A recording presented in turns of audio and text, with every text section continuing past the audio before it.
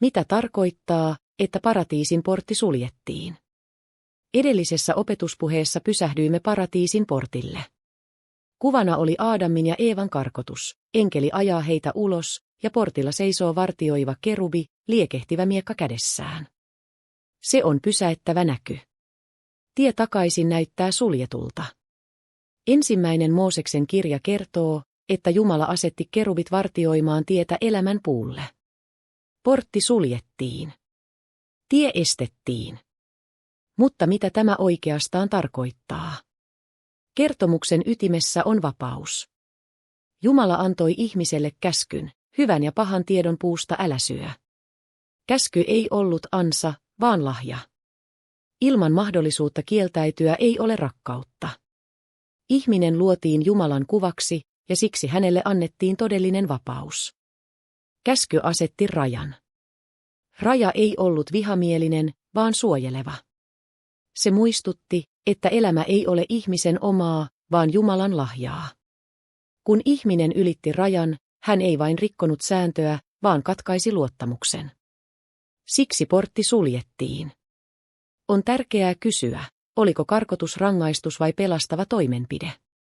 Kirkon isät ovat usein nähneet siinä molemmat, mutta painottaneet jälkimmäistä. Jos ihminen olisi langenneessa tilassaan saanut syödä elämän puusta, hän olisi jäänyt kuolemattomaksi rikkinäisyydessään. Kuolevaisuus tuli paradoksaalisesti armoksi rajaksi, joka estää synnin muuttumasta ionkaikkiseksi. Kerubit elämän puun tiellä eivät siis ole vain vartioita, vaan muistutus siitä, että tie ei ole kadonnut. Se on varattu oikeaan aikaan. Paaston hengellisessä elämässä tämä on hyvin puhuttelevaa. Moni kokee Jumalan asettavan rajoja. Rukous ei aina anna välitöntä lohtua, toiveet eivät täyty, oma tahto ei toteudu. Voimme kokea oven sulkeutuvan. Mutta suljettu portti ei aina merkitse hylkäämistä. Se voi olla suoja. Elämän puu suljettiin hetkeksi, jotta se voitaisiin avata oikein. Kristillisessä traditiossa risti on uusi elämän puu. Se, mikä paratiisissa oli menetetty, palautuu Golgatalla.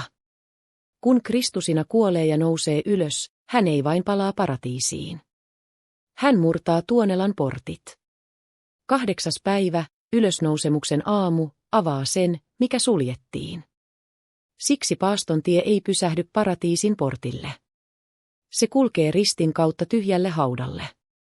Elämän puu ei enää ole vartioitu, vaan lahjoitettu.